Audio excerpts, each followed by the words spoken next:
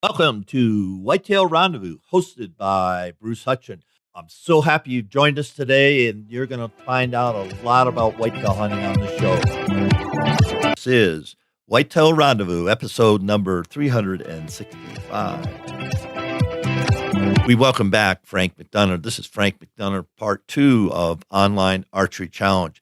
We talked about Online Archery Challenge a week or so ago, and people have asked, what's that really about? So Frank's going to break it down even more. Very simply, it's a digital archery challenge. People have teams throughout the whole country, and they compete against themselves. I shouldn't have said country. I should have said it's a global archery challenge. You're going to find it unique, and you can find it on https onlinearcherycomps.com. And you can find out everything about it. But I'm going to let Frank tell you all about it, and also some of his recent Pennsylvania whitetail hunts. He's got some tips and techniques you're not going to want to miss. It's never too early to think about food plots. Whitetail Rendezvous has an ebook for you. Just simply text 33444 food plot to get your copy. Welcome to another episode of Whitetail Rendezvous. This is your host, Bruce Hutchin, and we're heading out to Pennsylvania. We're heading out east, and we're going to talk to Frank McDonough. Now, Frank was on the show a couple of weeks ago, and I asked him to come back and do a part 2. And Frank is the owner, founder, originator of Online Archery Challenges, and we'll be talking about that throughout the show. So, Frank, welcome to the show again. Thanks, Bruce. Thanks for having me back. Hey, let's just do a quick takedown on Online Archery Challenges in case somebody, forgot what you said or missed the show. So why don't you kind of just take us through why you started it, what it is, and what its reach is. Okay. Real quick, Online Archery Challenges is online. We have a Facebook page, which actually leads you to our competitors group with Online Archery Challenges, and the page itself is Online Archery Challenges of Facebook, and the group is in the pinned post on the page. What O.A.C has become is I'm a target archer by passion. I love shooting competitive target archery.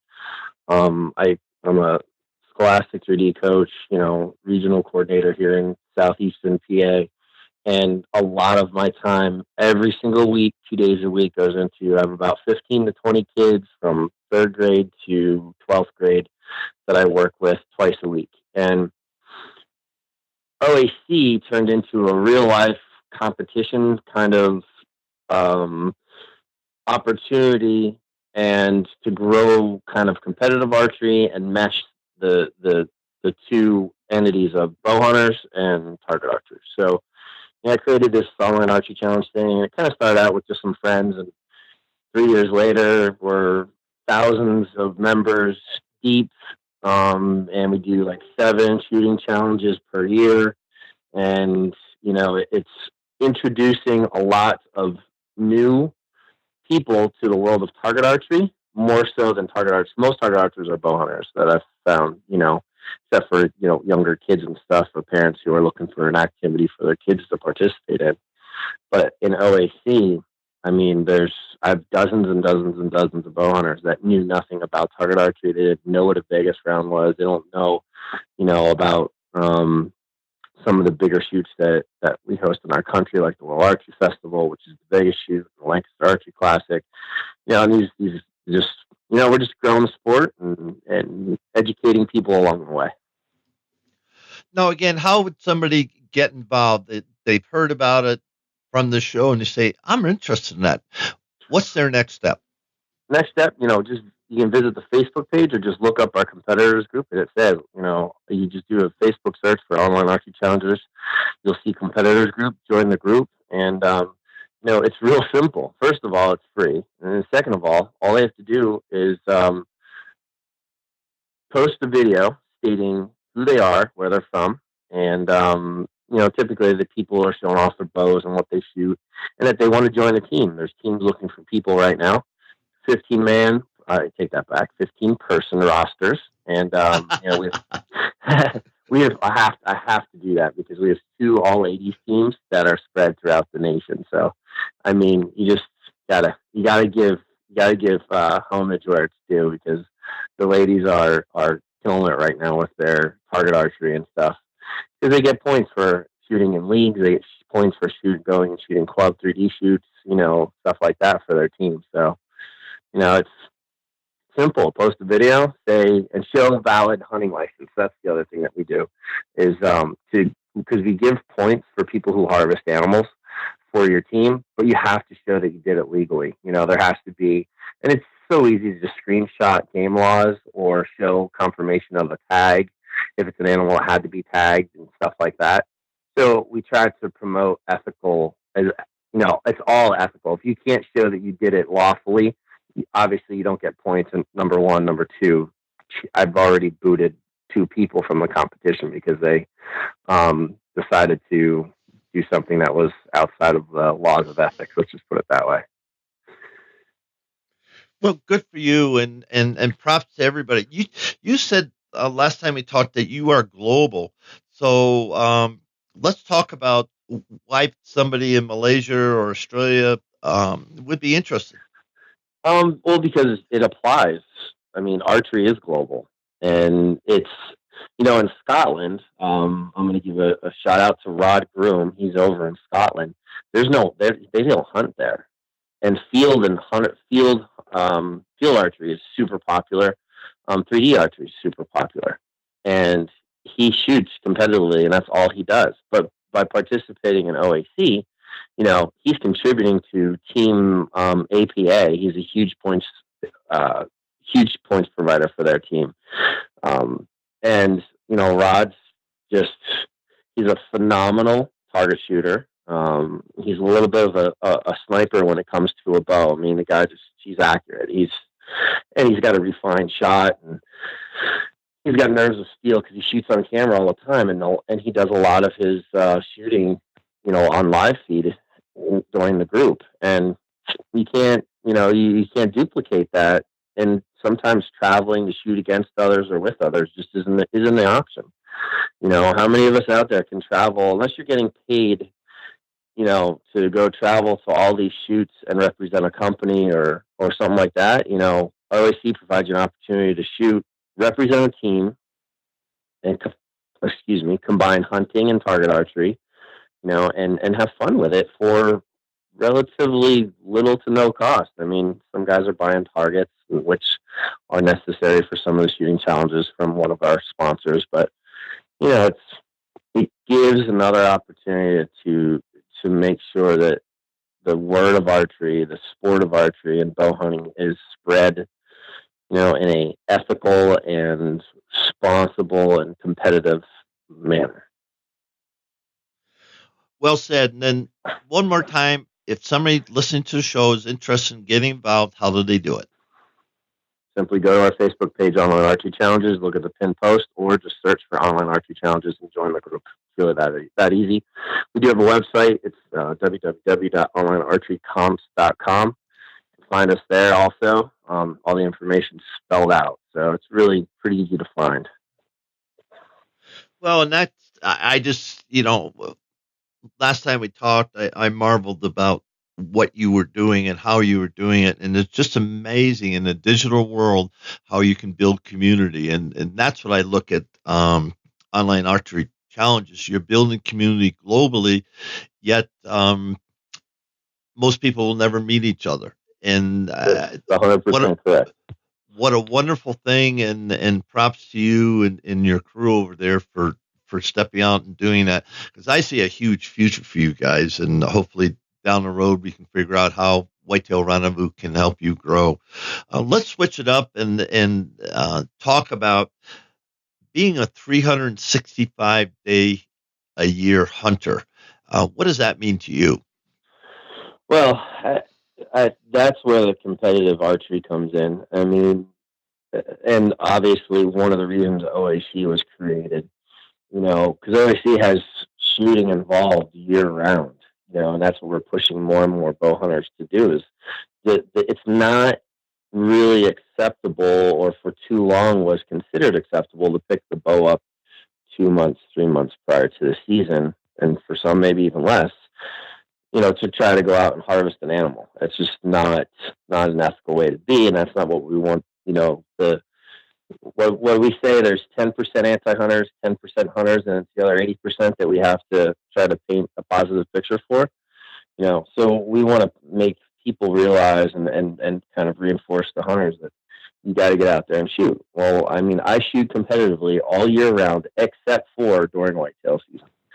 I shoot open class typically, but I think stepping outside of your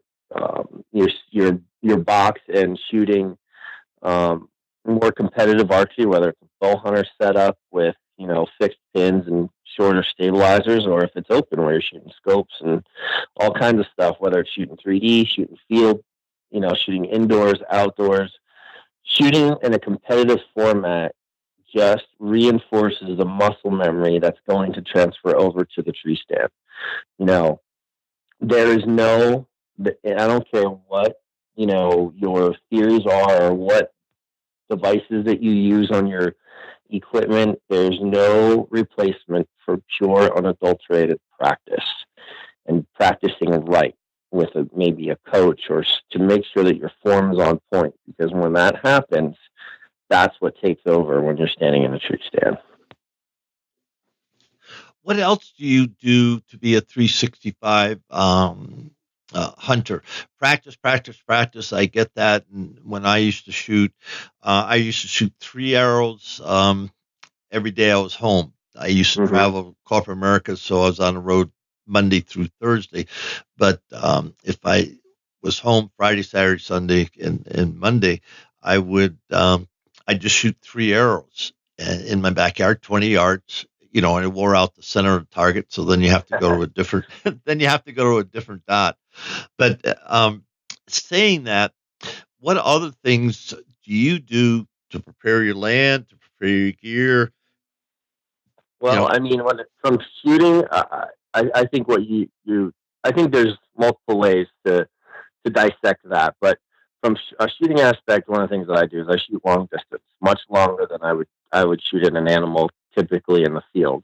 I hunt Pennsylvania, and Pennsylvania is one of the toughest states to hunt. I think, you can talk to a multitude of people who either live here or hunt here, and they'll tell you it's a huge, has a very large population of hunters. It's one of the top 3 hardest states to hunt. I think Michigan's up there, and I don't remember what the other one is. There's a huge per capita of hunters, and the deer population is decent, but for you to get a 3.5, 4.5-year-old buck, holding on your property, it's difficult to do. So, I mean, in my off season, I just took over a new property, managing a new property last year. It hasn't been farmed in like 10 years. The property pretty much was just a hay field, and there wasn't a lot of cover, and it's adjacent to a tree farm. Well, the tree farm, I mean, they have crop damage tags, and they're constantly hammering away at whatever. It's brown is down type of deal. So, knocking on doors in the off season, trying to create friendships or at least acquaintanceships with neighbors or neighboring properties. Managing crops. This year we're planting this field. We're going to try to draw the deer in. We're doing some hinge cutting here in the next few months. Try to make a little bit more of appealing bedding areas in and around the property. It's only like 100 acres. So, and just it's an all year endeavor. I mean, that it's bow hunting specifically is an all year endeavor. That's the other thing I did last year that we implemented: no gun hunting on this specific property. So, we're saving any gun hunting for kids that are 12 and under. Thanks for that. Let's kind of pick apart what you just said.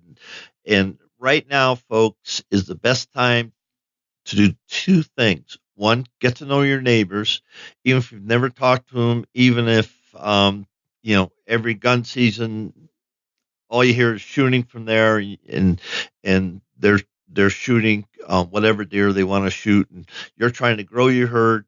And so, time for sit down. Bring a pie over. Bring some soda, whatever. Don't go in empty handed. Just say, hey, drive in the yard and walk up to the door and knock on the door. Do not be in your camel clothes. Be like Yes. any other guy, be in jeans and plaid shirt or whatever. But just go and have a visit. And yeah, go absolutely. ahead. I think I just want to reiterate: don't be in camel clothes. Don't show up with a gun on your shoulder and camel clothes and say, "Hey, can I go hunt?" And don't show up during archery season. I mean, show up. I think there's a networking part to being a hunter that goes no matter where you go. Talking with friends, talking with people, talking with. You overhear somebody saying, oh man, I have these deer just ravaging all, blueberry bushes, whatever. You have to network a little bit outside of just knocking on doors. But when it comes to knocking on doors, do it in the off season. Just ask them to shed hunt. Say, hey, can I take my son, my nephew, just take your dog for a walk and go do some shed hunting, or say, hey, I saw a coyote. If obviously you don't want to tell any tall tales, but if you see some coyotes or foxes, or say, maybe pick up trapping and do a little predator management, offer to do predator management. There's ways to slowly work your network around you to get on properties. A lot of times there's this farmhouse and maybe it's an old couple, or offer to work in the fields, in the barns, feed animals, bale hay. I mean, you got to reach outside the box a little bit and not just, knock, knock, knock. Hey, can I hunt your land? That doesn't work. I have where my 9-year-old shot his first deer this year with a 243 in rifle season. And, it was on a friend's property. She has her buck to doe ratio is like 2 buck for like 20 doe. I mean, she's got doe like crazy. And she said she came to my archery range to shoot and we worked in her form a little bit and stuff. She's like, hey, you want to come over and hunt, bring Evan over, I could really use some help with some doe management. I said, absolutely, I'll do that, and then we met through Facebook, and she came to shoot at my archery range, and, it just kind of transpired from there. So that, it's all in how you, I think, present yourself, how you present the bow hunting community, and obviously my son shot that animal with a 243, but we hunted all year long with a crossbow for him because he can't pull legal weight yet. He's only a little, he's only a little guy. So it's just, you have to think outside the box and kind of always have it on your radar. And the thing I like about when you get out into the country and you can help people. And I remember, many, many different situations where I met somebody and then, excuse me, I would show up in the summer and they'd kind of look at me and I'd go, hey, I'm here to hay. But I knew the times of year when they were doing something and I'd gather with them. Gather means I sat on a horse. The horse and the dogs did all the work. I just sat on a horse. I'm not a cowboy, folks, but I can sit on a horse and not get thrown off. But you do those little things, and to this day, I'm friends with those people. What did it take me? Absolutely nothing. I just became a friend. I became a neighbor, and that's the big thing and we'll move on after we say this. But you want to become a good neighbor, even if your neighbor isn't a good neighbor, and you can qualify that however you want. Your thoughts on that, Frank? No, I mean, you're 100% correct. And just to, in closing, we have to realize that no matter what we're doing or where we are constantly representing hunters across the nation. And to protect our heritage, protect everything we want to do, we have to have that approach. This goes to social media too. If I'm sharing pictures nonstop on my personal Facebook page of dead animals with arrows stuck in them, or tongues hanging out. Let's face it, people don't necessarily want to see it, but a lot of times they're just uneducated on the topic. So we have to, in our part, do what's necessary to, dare I say, shine us up a little bit. You know what I mean? So it's not just in personal life or knocking on doors; it's on social media too. And these people might be seeing our post online. I couldn't agree more. And um, I just came back from Iowa Deer Classic, and there's every single type of hunter there, but we're all hunters. We're all community. And just like you're doing with online archery challenges, it's up to us to build the community. So it's not Ford and Chevy. I don't care what arrow they shoot. I don't care what rest they shoot, Yeah, what broadhead, how they shoot. Um, you know, um, we're all community. So let's support each other. And for sure. having said that, let's move on to how you support the deer in your land. Holding mature bucks on your land. How do you do that? Well, I mean, I'll tell you, it's like I said, it's hard in PA, and you have to. You can't expect to put cameras out a couple weeks before the season and like, oh, yep, there's deer there, and to expect something to transpire. We know that your more mature bucks, your 4.5, 5.5 in PA. Gosh, if you can find a 6.5-year-old, you're really on something. Their territories shrink even throughout the rut. Their territories shrink the older they get. They don't get old by being dumb. You know what I mean? I'm no Mark Drury. I'm not a big, huge whitetail killer guy. I'm a dad that works a full-time job, runs an archery program, and I hunt as much as I possibly can. Shoot doe pretty much every year, but I don't always shoot buck because I just pass them up. I pass them along, and until one comes my way that is bigger than the one I shot previously. And when it comes to trying to hold those deer, I'm investing a lot of time in this specific property because it's a friend's farm. Um, she's a single mom, doesn't hunt. Her kids are like best friends with my kids. And I wanted to create this opportunity for kids to create a farm, slowly create a farm that's going to make hunting fun for my children, for her children, or maybe even some of our friends that would happen to go. So this year, the owner of the tree farm that's adjacent is coming over. He's going to plant the fields for us. He actually is going to be a combination, I believe, of corn and alfalfa. And then there's a back corner that's going to be a food plot. It's going to be a winter, a late fall food plot for me. And we're doing. I'm actually taking. I talked with Steve Bartella a little bit via Facebook, and showed him the layout of the land, and we were kind of just going back and forth about the area, and we're going to be cutting some lanes, some little bit of call it a subjective deer path, kind of pre-cutting some areas for an ease of access. We know deer can be lazy, so we're gonna. I'm taking a little bit of a play out of his book, and we're going with the food source. The water's already established. Going to do some hinge cutting because I have a specific area that's a sanctuary that we completely stay out of. And I'm not going to hold them there 24/7, but I'm going to present every opportunity from bedding to food to means of egress and entry and egress, or egress and regress to upon wind conditions, to make it as appetizing of a hunting area as possible. So when the kids go, that we're seeing deer. So that I don't care if they're shooting anything, but we're seeing deer, and we already have tons of turkeys there. And he planted soybeans last year in the above field, above the bedding area that we're really trying to hone in on.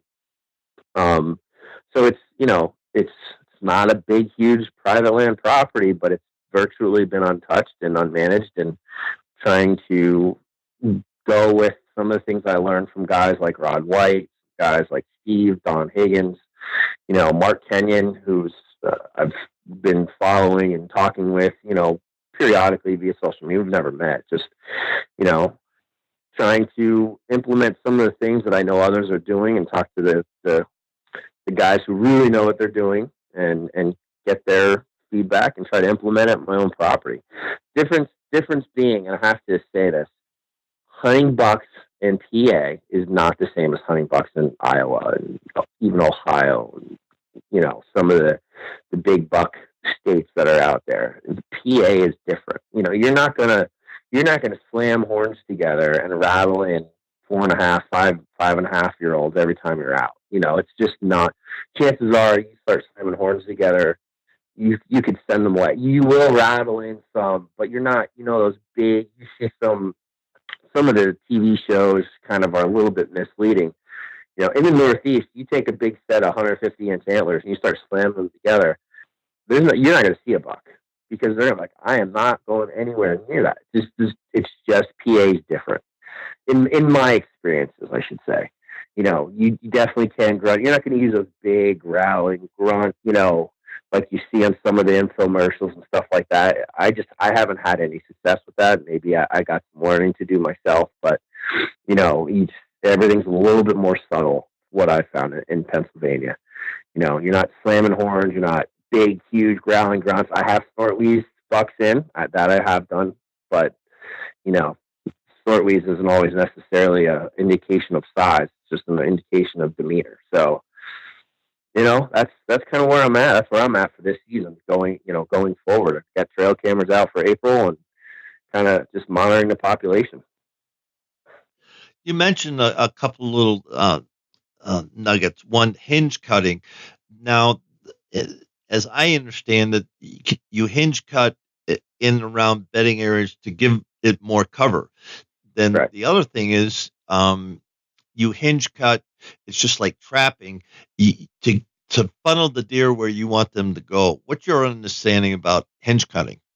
Well, I'm kind of exactly that. I'm doing a little bit of both. One, to create more of a more coverage, more bedding area, and also it's, if you hinge cut properly, you're providing some food source as well in that during that time of the year when the trees are down. But what we're seeing in this specific area, did some predator eradication last year. Did some trapping last year. That subsided some. When you start hinge cutting, you're just increasing the likelihood that those fawns are going to make it through the growing season.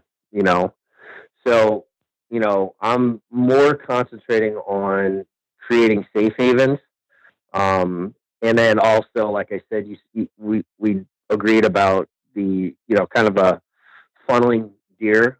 I'll be doing the same aspect when I talked about making a path of least resistance from the top food feeding area to the bottom feeding area on this specific property. I'm going to be hinge cutting to kind of create a very subtle here, walk this way type of avenue for the animals in the area.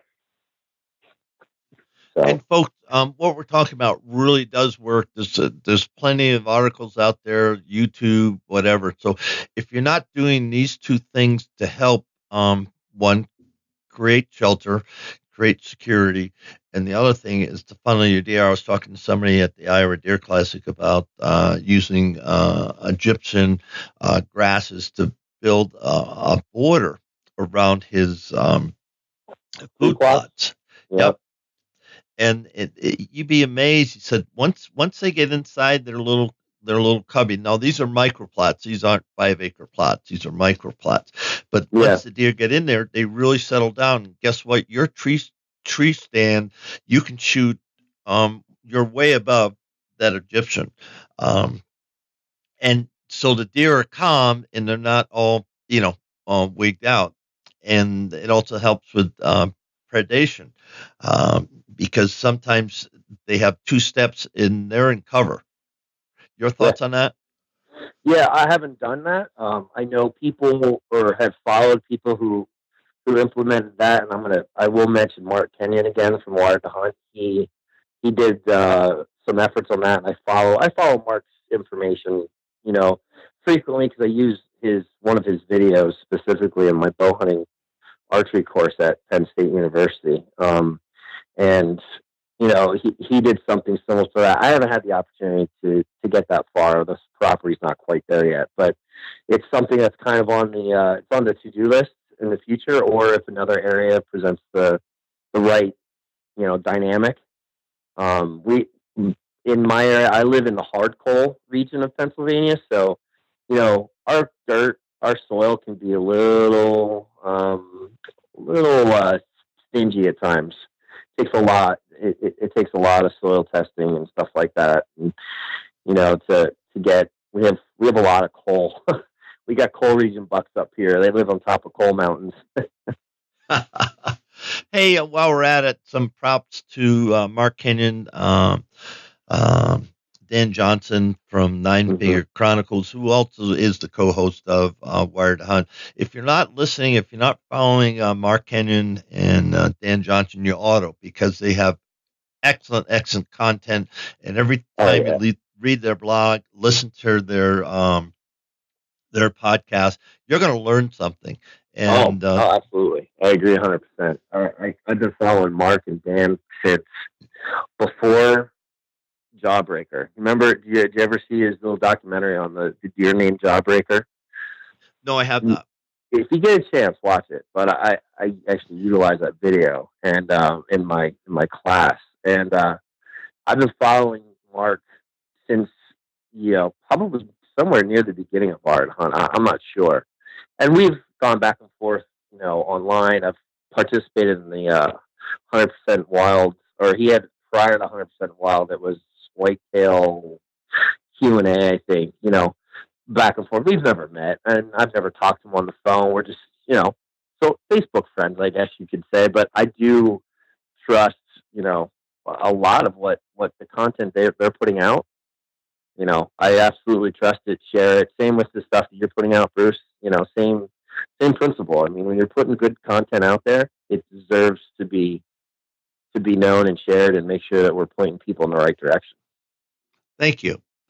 Well, it's hard to believe, Frank, but we burned through another 30 minutes. So give a shout out, and then we got to wrap the show. Sure, no problem, man.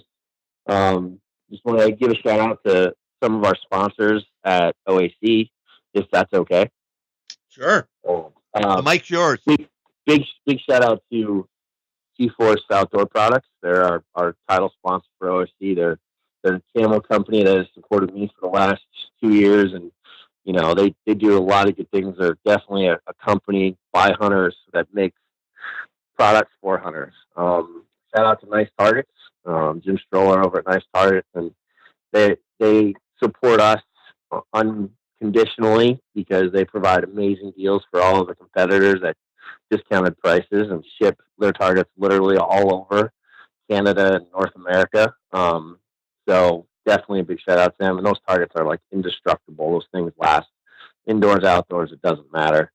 And then big shout out to some of our new sponsors like Field DIY Apparel and also Ultimate Predator Decoys. I don't know if you've seen those.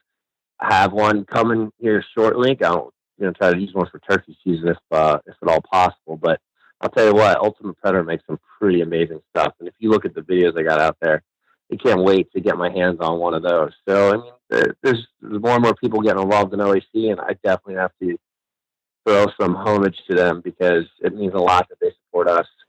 In the same token, we definitely want to return that favor. So, and thank you to Whitetail Rendezvous, best podcast ever. Thank you.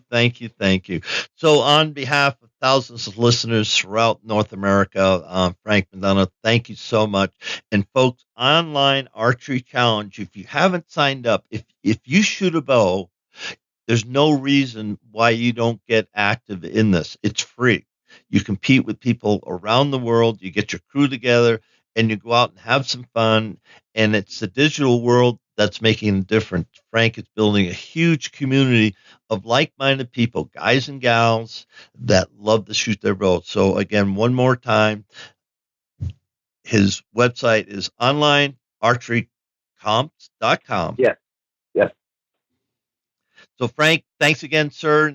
I can't wait till we can talk about doing some social media leverage. I'd love to talk to you about that. So sure. Let's put that on the schedule next month. This month has just flown by, and I've got a lot of work to do because I was at Iowa Deer Classic. But I'm digressing here. It's time to wrap the show. So Frank McDonough, Online Archery Challenges, thank you so much for being a guest. Yes, thank you. Bye-bye. On the next show, we're going to welcome Jake Hackler. Now, Jake has an operation called the Everyday Outdoorsman. He's got a great operation in Ohio, and he gets on some pretty big bucks. He's going to tell you how and why and when he hunts suburban bucks. You're not going to want to miss the show. Thanks for joining us. Be sure to tune in tomorrow for another episode of Whitetail Rendezvous, where you can listen and learn from the experts so you can be more successful on your next hunt. Until next time, listen, learn, and succeed.